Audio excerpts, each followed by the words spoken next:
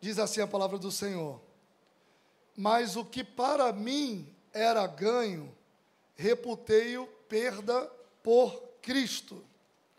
E, na verdade, tenho também por perda todas as coisas, pela excelência do conhecimento de Cristo Jesus, meu Senhor, pelo qual sofri a perda de todas essas coisas e as considero como esterco, para que possa ganhar a Cristo. Vou repetir para você não achar que eu inventei, está na tua Bíblia, e a palavra é essa mesmo.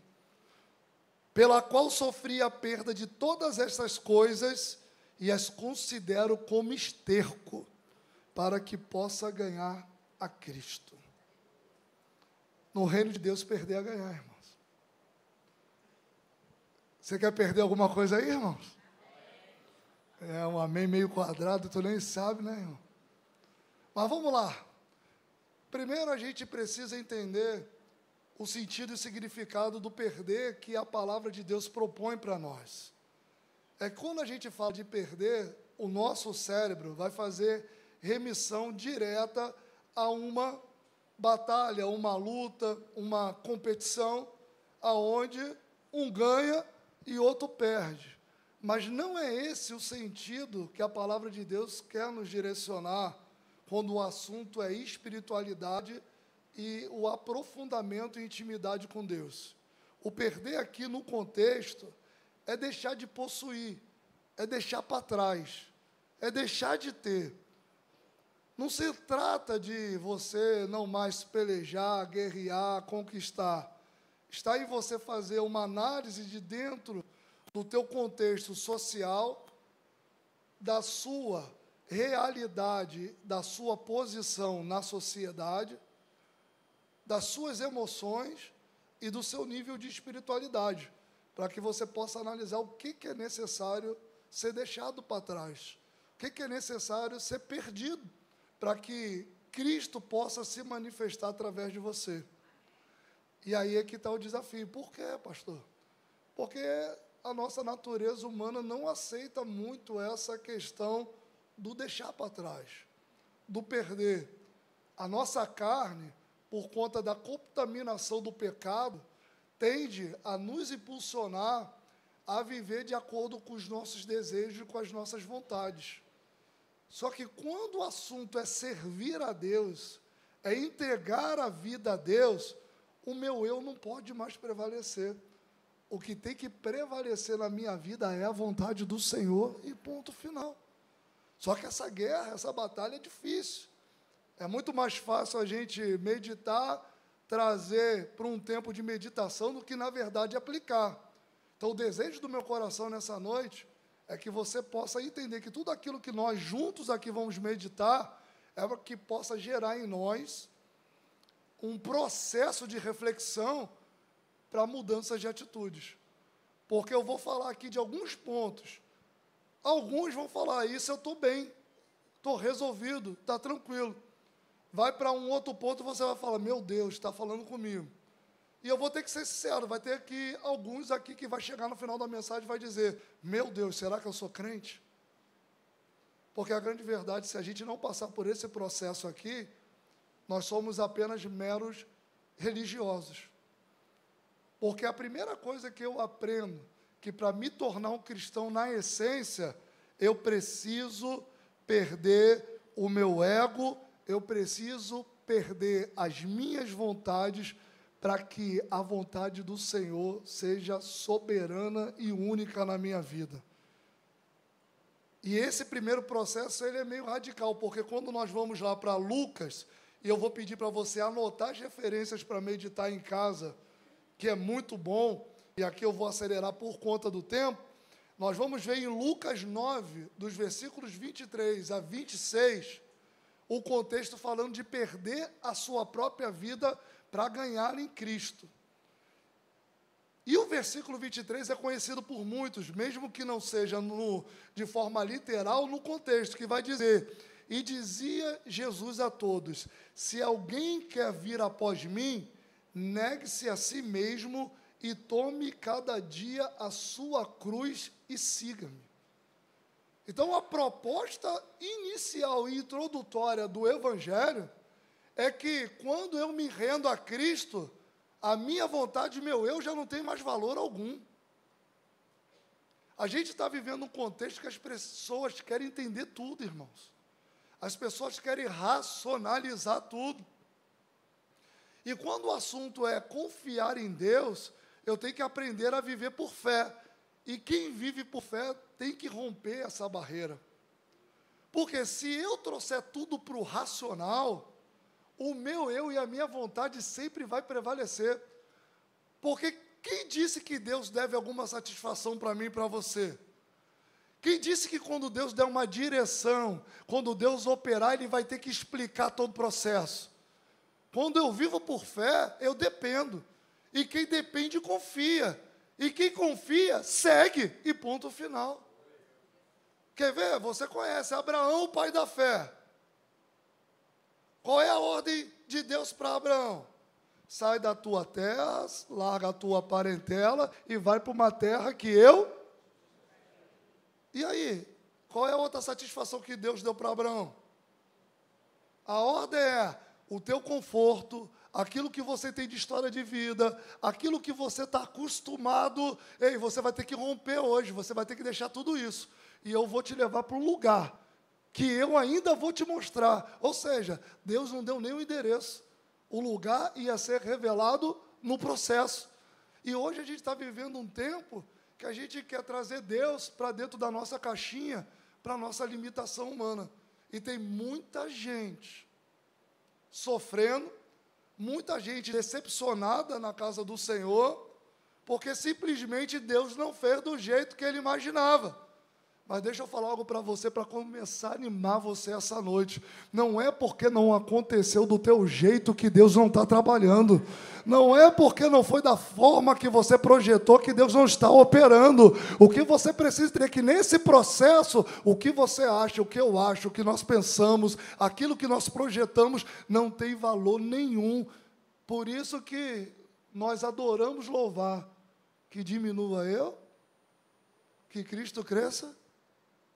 Só que na hora de viver isso, a gente quer que a nossa vontade prevaleça e que a vontade do Senhor diminua.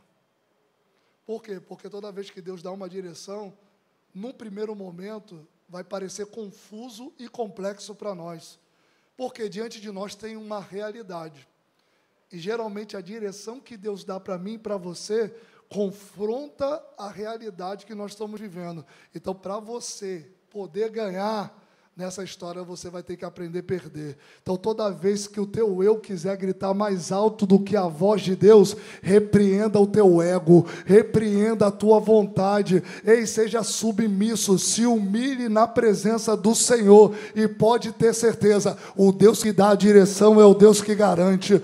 O Deus que faz a promessa te conduz até o final. Então, se Deus te disser algo, não importa o que o teu racional aponte, o que o Senhor te mostrar é o que vai dar segurança para a tua vida. Esse é o primeiro. Tem que matar o ego. É muito diploma na parede, é muito curso com coach, PhD, tudo, eu sei todos os segredos. Meu irmão, você não sabe não, só quem conhece os segredos do universo é o nosso Deus, o Jeová Jireh, o Jeová Rafá. Então, entre a nossa percepção, prevaleça sempre a vontade do Senhor. Segundo, eu tenho que aprender a perder o amor ao dinheiro e aos bens materiais e às coisas que essa terra pode oferecer. Eu tenho que entender que o nosso Deus é um Deus abençoador. O nosso Deus tem prazer em abençoar o seu povo, mas tudo aquilo que chega em nossas mãos tem um propósito e é instrumento para abençoar outras vidas e para que o nome do Senhor seja glorificado. Tem muita gente que Deus começa a abençoar e ele se torna amante daquilo que ele conquistou. Toda vez que você colocar algo no lugar de Deus no teu coração, você já começou o processo para perder isso. você já deu start ao processo da ruína. Olha que interessante é essa questão do amor ao dinheiro. Lá em Mateus 19, 21, nós vamos ouvir Jesus dando um conselho para um jovem que queria segui-lo. E olha o conselho de Jesus. Se queres ser perfeito, vai, vende tudo o que tens e dá-o aos pobres, e terás um tesouro no céu. E vem e segue-me. Pastor, então quer dizer que para eu servir a Jesus eu vou ter que vender tudo que eu tenho, vou ter que ficar sem nada? Não, não. Você precisa entender o contexto, não é a ordem. Toda vez que alguém se apresenta a Jesus, Jesus conhece o íntimo do coração.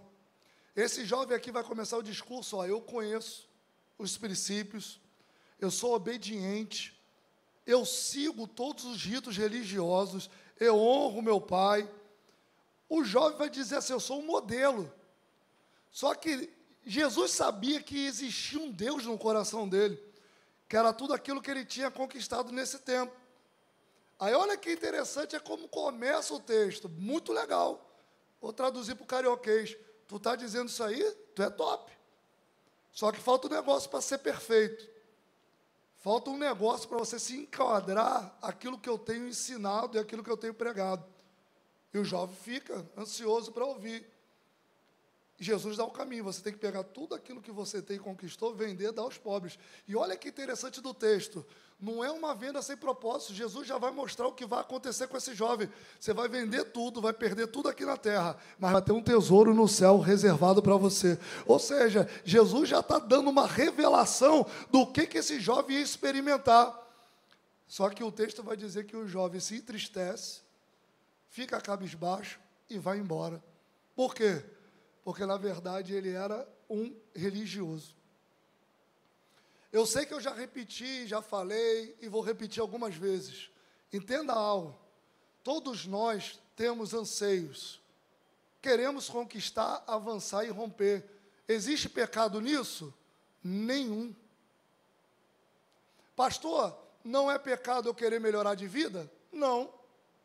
Não é pecado eu querer melhorar o meu salário, o meu emprego, o meu negócio, seja o que for? Não. Desde que essa tua intenção não venha roubar o lugar de Deus no teu coração. E isso é tão sutil, meu irmão, que tem gente ficando obstinado, obcecado por aquilo que ele anseia, que simplesmente ele põe Jesus lá no final da fila. E às vezes a gente se empolga com esse tipo de discurso, sabia, igreja? Aperte o cinto. O piloto não sumiu, mas você vai ficar impressionado com o que eu vou falar. Tem gente que trabalha. É bom? Desde que, pelo menos, uma vez na semana ele tenha tempo para o Senhor. Tem gente que começa num processo de querer crescer e avançar, que simplesmente na vida dele já não tem mais tempo para Jesus. E aqui que está o problema, irmãos. Porque eu começo a confiar muito mais na força do meu braço e no meu potencial, que quando eu começar a conquistar, porque a gente precisa ser maduro para ouvir isso aqui. Quem trabalha muito vai conquistar? Vai. Só que ele vai começar a acreditar que foi ele que fez. E aqui começa a nascer o amor às coisas que essa terra pode oferecer. Agora, quando eu sou equilibrado e lógico, tu está me ouvindo aqui, né? Tu tem que trabalhar, tá, crente? Só que a minha vida é disciplinada, e eu mesmo me esforçando, eu dedico meu tempo para o Senhor, eu renuncio meu tempo para o Senhor, aí eu vou viver muito mais além do que eu fizesse só pela força do meu braço, e lá no final eu vou entender que não fui eu. E aí o que vai crescer em mim? A minha dependência em Deus. Está vendo como é que perder é ganhar no reino? Então, quando eu vou perdendo esse amor, essa obsessão às coisas que essa terra pode oferecer, o Senhor Jesus vê em mim um potencial de investir, de abençoar, porque Ele sabe que nunca será trocado por algo que eu venha conquistar aqui nessa terra. Aí vai a frase: tudo aquilo que você tem como desejo e sonho, e que você se esforça e tira o lugar de Deus no teu coração, é justamente o que você nunca vai alcançar.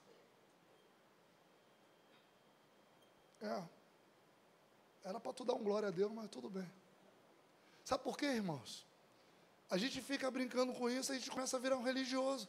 Não, eu dependo do Senhor. Depende do Senhor. Mas aonde você dedica mais tempo? Eu creio que Deus pode fazer. Só nega dízimo e não é ofertante liberal. Por quê? Porque o dinheiro domina o teu coração. Eu sei que Deus que faz, mas não consegue compartilhar com ninguém. E quando bate notícia de crise, pira o cabeção, porque acha que vai perder a qualquer momento. Isso é amor ao dinheiro. Agora, quem depende do Senhor? Pastor, quem depende do Senhor sempre está rindo? Não, irmão. Quem sempre está rindo e não tem problema é esquizofrênico. Tem que deixar isso aqui bem claro. Tu vê uma pessoa rindo o tempo todo. Guerra lá, o cara está rindo. Perdeu o emprego, o cara está rindo. Anunciou a tragédia, o cara está rindo. Esquizofrênico, irmão. Agora, lógico que a gente, de vez em quando, sente a insegurança, sente medo. A única questão é que isso é momentâneo e passageiro, não domina o nosso coração. Então, quando eu dependo do Senhor e não sou preso às coisas, vem uma notícia. O dólar hoje chegou a 5,20. Meu irmão, tem gente que nunca teve nenhum dólar que falou, meu Deus, o que vai ser agora, irmão? Vai ser igual a todo outro período, porque você nunca nem comprou um dólar, por que tu está pensando que ele está custando 5,20? Aí a gente ouve uma notícia, vai ser o fim. Você começa a ficar mais contaminado com aquilo que vem de fora do que aquilo que é liberado aqui dentro. Então, quem fica amante das coisas desse mundo, começa a ter a sua vida regida pelas notícias que são direcionadas lá fora. Mas quem confia no Senhor e depende do Senhor, sabe que pode o mundo ir de mal a pior. Ele não perde o controle da nossa vida. Ele é o dono do ouro e da prata. E pode vir o cenário mais desfavorável. Se Ele intervir e liberar uma palavra, o milagre acontece. Porque Ele é o nosso Deus e é o nosso Senhor, irmão. Eu preciso perder esse amor. Tem gente que você fala assim, eu não entendo porque essa pessoa nunca fica rica. Trabalha, dá o melhor. Deixa eu te contar um segredo. Você não entende, mas Deus entende. Porque tem gente que se conquistar um pouquinho mais, ele se perde. E talvez você conheça pessoas que se perderam no meio da bênção. E eu vou falar algo para você. E quando o assunto for salvação e bênção material, na minha e na sua vida, Deus sempre vai estar preocupado com a salvação. Porque bênção material é apenas um detalhe. Entenda isso. Terceiro, eu preciso perder meu preciosismo e a minha vaidade. Eu preciso entender que na minha vida existe um propósito.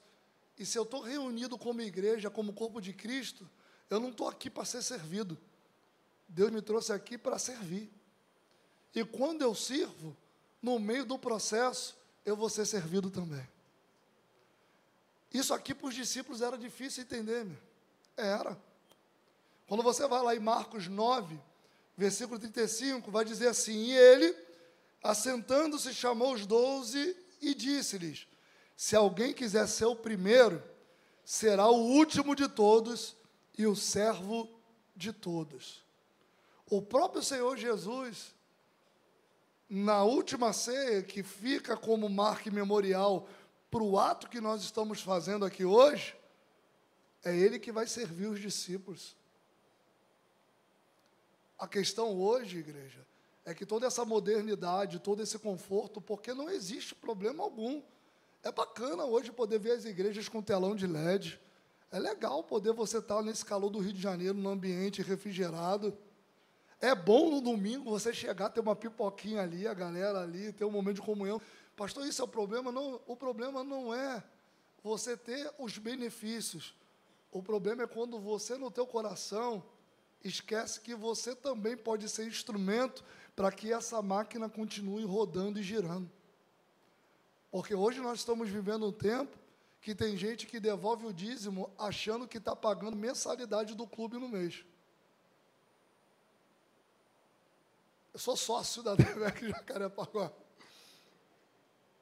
Tenho lá meu título lá. Aí ele mostra o título, é o certificado de batismo. Por quê? Porque se a gente não vigiar nisso, a gente começa a acreditar que o obreiro que abre a porta quando a gente sai, ele está ali porque ele ganha alguma coisa. E não está. Está lá aquele Isaac lá. Olha a cara de pena que dá do Isaac lá.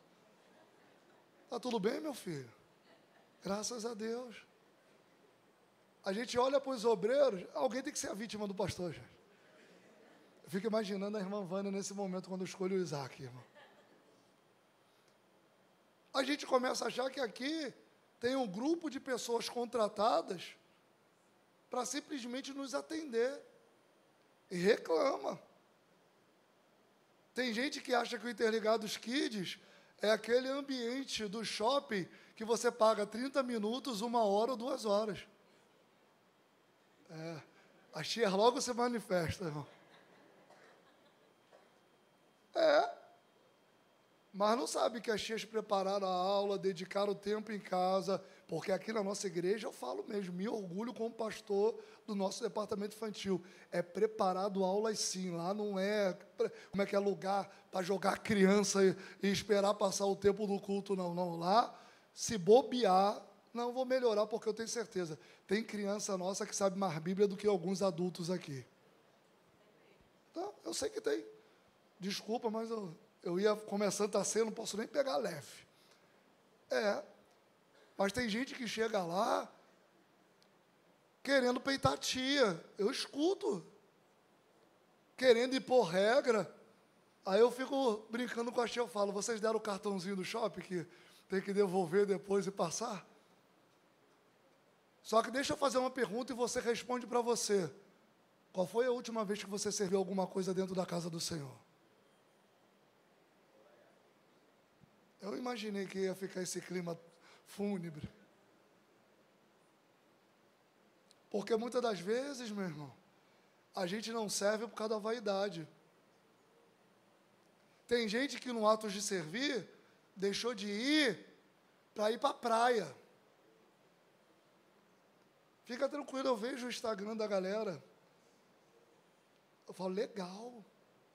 Eu não estou falando, gente, que tem períodos de férias, porque isso daí é normal. Eu sei do que eu estou falando, até para você não pensar assim, pastor, injusto, a pessoa devia estar de férias. Não, irmão. Porque a gente já não tem mais tempo para as coisas do Senhor. Vaidade humana.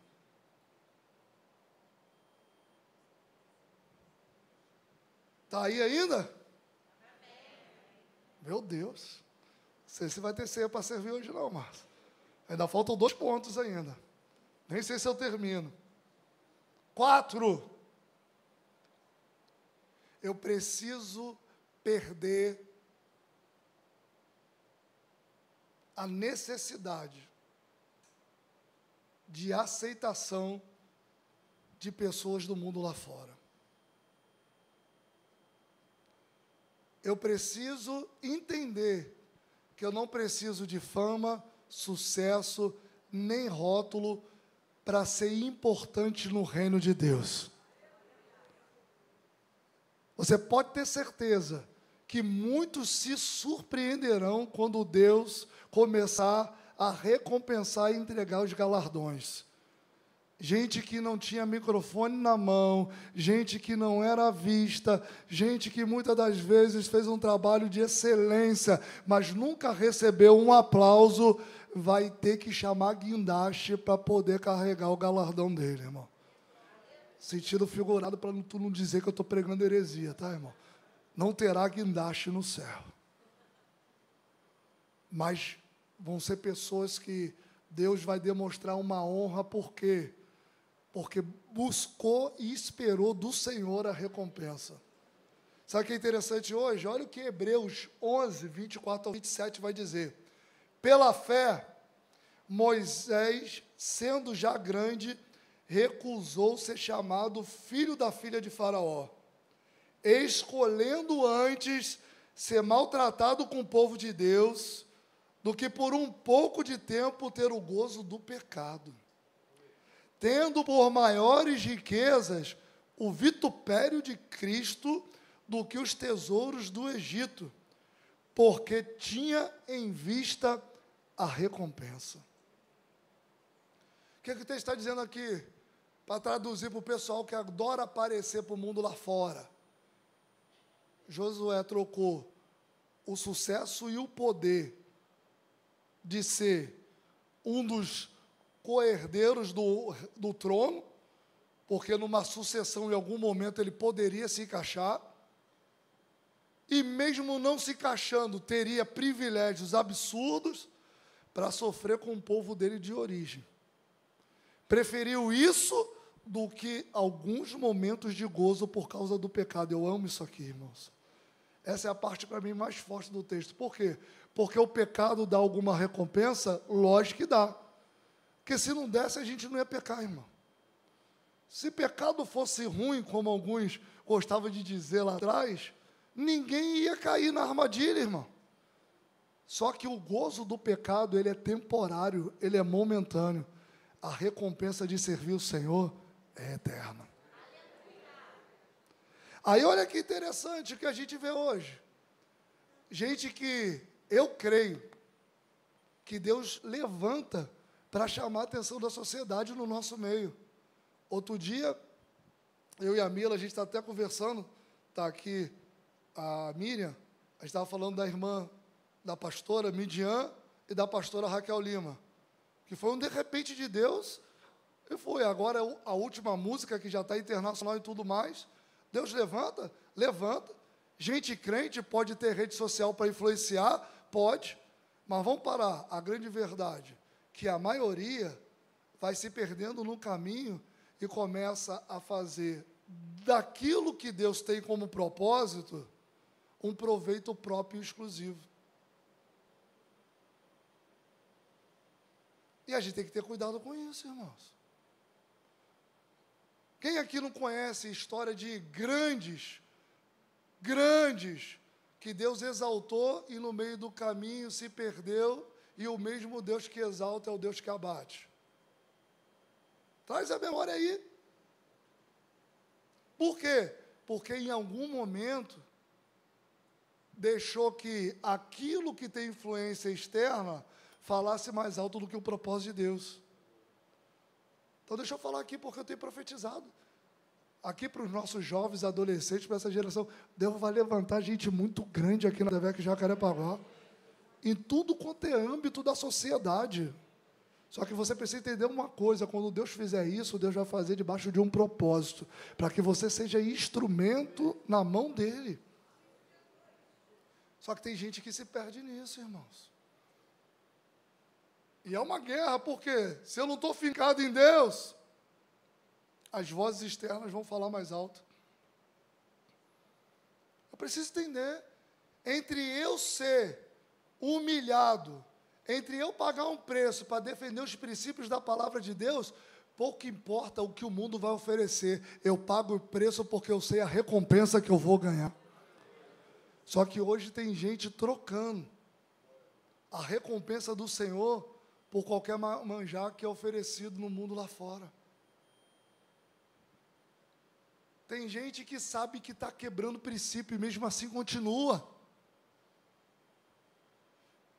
Meu irmão, não vem com essa história, eu vou aqui investir uns 2, 3 minutinhos. Tem gente que quando vai fazer o negócio sabe que a procedência é errada, mas fica visando o lucro, ou seja, troca sim a recompensa no final para algum benefício momentâneo. Sabe o que acontece? Deus tinha coisas maiores para fazer, mas não acontece porque Ele preferiu manjar. A nossa caminhada com o Senhor exige de nós disciplina e renúncia. Irmãos, eu me deparo com isso no meu escritório. Essa área que eu trabalho de previdência social, o que vem de fraude e gente para tentar te enganar, só que eu já tenho 16 anos no mercado, né, irmão?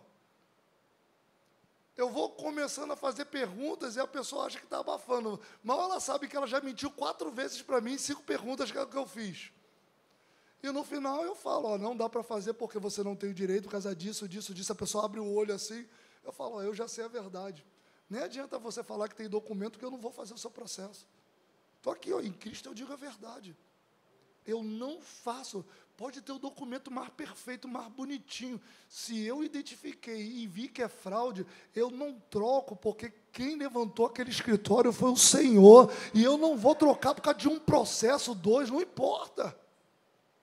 Então você precisa ter essa prudência para a tua vida o tempo todo. Um guarda te parou, vai te multar. Para com essa história de tentar dar jeitinho, 50, um galo, é um galo, né? Um galo resolve. Isso, meu irmão, dá um galo, para depois tu ver a confusão no galinheiro que dá. Porque tu está dando legalidade para a tua vida. Pastor, mas a multa era injusta. É injusta, então procura os meios legais para recorrer e conquistar. Pastor, mas a nossa justiça não é justa. A nossa não é, mas a do nosso Senhor é. Pode passar um tempo, irmão, você nem vai lembrar mais desse endemoniado, desse guarda, mas pode ter certeza que Deus vai tratar com ele em algum momento. O problema é que a gente quer resolver tudo por nós mesmos. A gente precisa perder isso, irmãos. O que os outros acham, meu irmão? Eu já passei de uma fase que eu não estou nem aí para o que acham de mim, irmão. Em primeiro lugar, só quem tem a concepção mais próxima e exata do quem eu sou é essa senhora que está sentada aqui na minha frente, que é minha esposa. O resto, no máximo, tem uma impressão. Mas quem vive, quem vê eu sangrar, chorar, quem vê minhas reclamações, quem vê minhas dores, é ela. Tu está dando ibope para quem não tem nada a ver com a tua vida, ao invés de focar naquilo que Deus pode fazer através de você. Esquece. Pastor, falaram. Falaram, irmão. Entendeu? Você precisa ter maturidade para entender. Só tacam pedra em árvore que dá fruto, irmão. Amadurece. Viram o que falaram de mim na rede social? Meu irmão, não vejo nem o que falo de mim. Vou ver o que falo de você, irmão. Irmão, foca. Outro dia um camarada aqui, bêbado aqui. Bêbado aqui. Aí os obreiros botaram no lugar. Bêbado aqui. Quero falar com o pastor Michel. Hora de culto, irmão. Aí os obreiros botaram no lugar. Aí no dia seguinte ele foi falar, a igreja não é inclusiva. Aí eu não tinha visto, irmão, não tinha visto. Aí daqui a pouco veio o obreiro, pastor, olha o que postou. Eu fui lá, irmão, a gente não atende bêbado, não. Tu chegou bêbado, tem as imagens da câmera de segurança, e se tu não apagar isso aí, eu vou postar a imagem aqui. Apagou.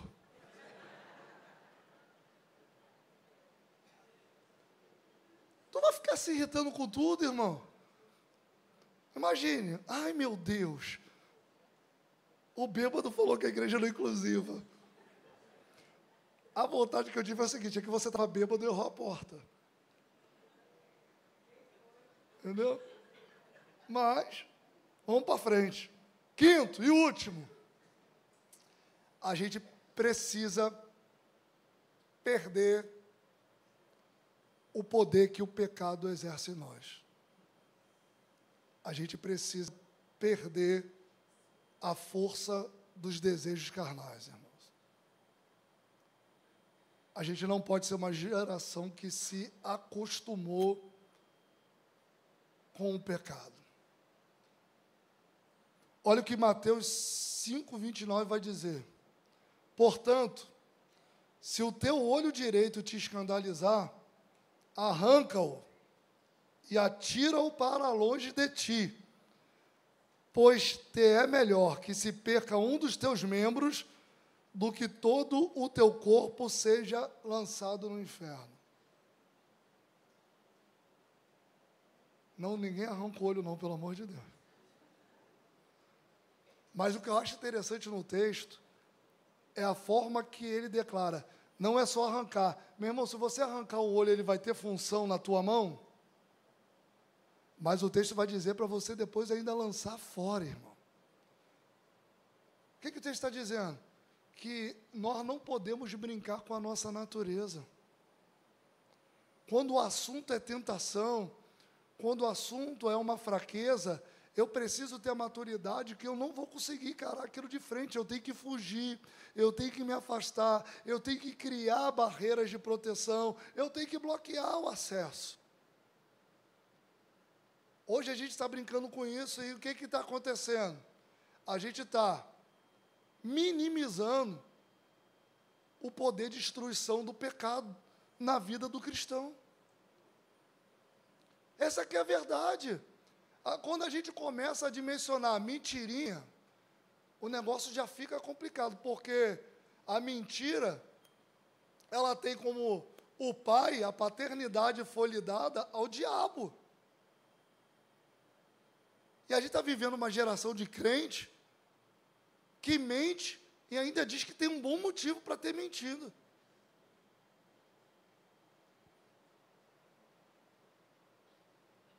Uma geração de crente que, por conta de objetivos próprios, cria confusão, faz fofoca, porque sabe que criando mal-estar, de alguma forma aquilo vai beneficiar ele. Por incrível que pareça, tem. Que ele não está preocupado com o reino, ele está preocupado com algum cargo, com alguma liderança, com alguma coisa que possa lhe dar um status e um poder. A gente está vivendo uma geração que normatizou o divórcio. Eu estava casando 2 jovens aqui na igreja, no cartório, na quinta-feira passada. Estava lá um casal homossexual, casando. Por quê? Porque, mesmo não sendo regulado, os cartórios já não dizem mais não. Estava lá. Terninho rosa, terninho verde. Pensei para mim, a mangueira? Pensei só, gente. Pastor erra de vez em quando, pastor peca, depois eu pedi perdão. Mas pensei, eu falei, tá bonitinho. Tá lá, irmão, na nossa cara. E por que isso está acontecendo? Que a gente não trata mais. A gente não prega mais contra a prática. Por quê? Vai sair da igreja. Desde que eu comecei a pontuar aqui sobre questão de divórcio, vocês não sabem o que pipocou isso no mundo espiritual. Porque toda vez que uma voz profética se posiciona, meu irmão, não tem potestade, não tem demônio que vai poder assumir o controle do local. E aí o negócio sacode, irmão. Gente que eu olhava e falava, como é que tinha problema no casamento? Mas já estava na beira do divórcio. Porque a gente vai se acostumando. Então, em nome de Jesus, nós como igreja, a gente precisa amadurecer. E como é que eu vou perder essa força, esse domínio que o pecado exerce em mim? Fácil. É santificando a minha vida. É buscando a Deus. É tendo intimidade com o Senhor. Porque aquilo que mais eu alimentar dentro de mim é que vai vencer e vai ter o domínio do meu ser. E aí o pastor, e me envergonha, está aqui os pastores aqui, na última reunião de obreiro, falando de pastor que acorda às 11 horas da manhã porque passa a madrugada vendo Netflix. Eu falei, que vergonha. Eu vou ser sincero, eu não gosto de tomar bronca não, irmãos. Agora, uma reunião de obreiro, pastor tomando bronca. É por isso que eu falo aqui, eles sabem que eu falo. Nós temos que ser exemplos, não somos perfeitos, mas temos que ser exemplos. Como é que pode? Como é que vai ter espiritualidade se só tem tempo para perdição? E eu não estou falando que ver Netflix e ver filme é pecado, não, porque eu vejo, irmão. Agora, o que tem dominado o teu tempo? Com todo respeito. Eu fico vendo os músicos aqui, e aí o pastor está aprendendo feijãozinho com arroz. De vez em quando eu vejo quem é que tirou a música e quem não tirou e está aprendendo aqui na hora. Eles pensam que eu não vejo, não. Eu falo, como é que pode dizer que está dando melhor para o Senhor, se não teve tempo de preparar em casa aquilo que vai apresentar ao Senhor? Os levitas, cantores, de vez em quando cantando um hino nacional, porque não memorizou a letra. Pastor, se eu ver tudo, eu só fico na minha, só intercedendo. Porque eu sei que é passado com antecedência, eu sei que é. Se eu que estou aprendendo tenho o direito de errar, uma vez me chamaram, está aqui o Abner que é prova. Falei, Abner, não dá para eu ir não, porque eu não toquei nada. Não foi? Não sabe por quê? No meu coração, aquilo que eu ofereço ao Senhor não pode ser entregue de qualquer jeito, de qualquer forma. E se eu for esticando a corda, você vai ver, irmãos.